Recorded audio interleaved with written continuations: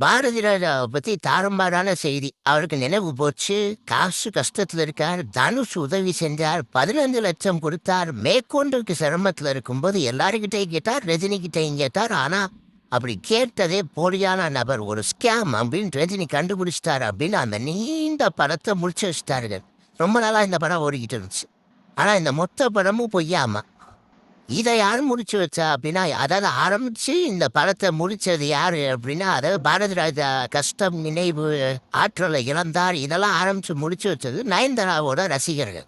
ஆனா இந்த ஒட்டுமொத்த படமும் பொய் அப்படின்னு போட்டு உடைச்சது யாரு அப்படின்னா, சினிமாவில் பெரிய அளவில் எல்லாரும் சொல்லுவாரு. ஒரு 40-50 வருஷம் முன்னாடி உள்ள டேட்டாலாம் வேணும்னா சிவகுமார் வீட்டு கதவை போய் தட்டுங்க அப்படிம்பாங்க. யாரும் போய் தட்டிடாதீங்க, இப்போ அவர் வேற மனநிலையில் இருக்காரு, அடிச்சு போடுவார்.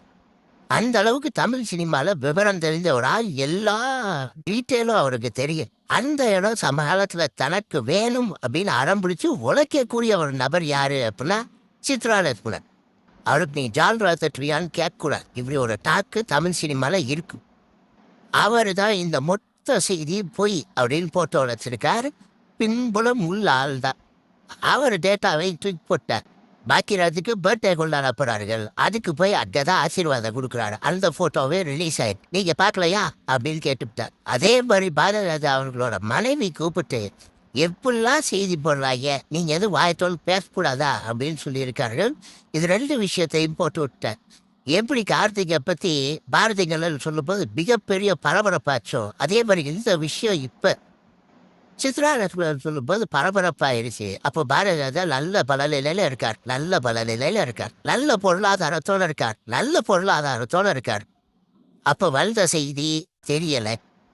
இப்போ ஒரு ட்ரெண்ட் இருக்கு. அதாவது ஒரு ஹீரோவை பற்றி வாரத்துக்கு 2 செய்தி வந்துடணும், பாசிட்டிவாக வந்துடணும். நெகட்டிவாக கிடையாது, பாசிட்டிவாக வந்துடணும்.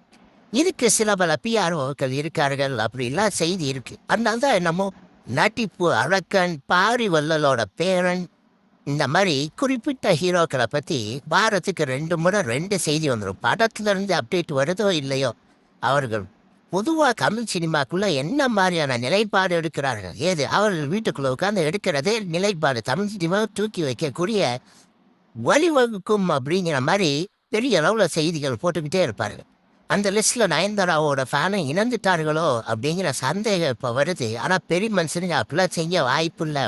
ஒரு குரூப்பு சொல்லத்தான் செய்யுது. எது எப்படியோ 1000 செய்தி வரும், அதில் 1-2 தப்பாக போகும் அப்படின்னா அது பிரச்சனை இல்லை. இல்லை வம்புக்குன்னே தப்பு பண்ணுறோம் அப்படின்னா அது அநியாயத்தோட உச்சம்.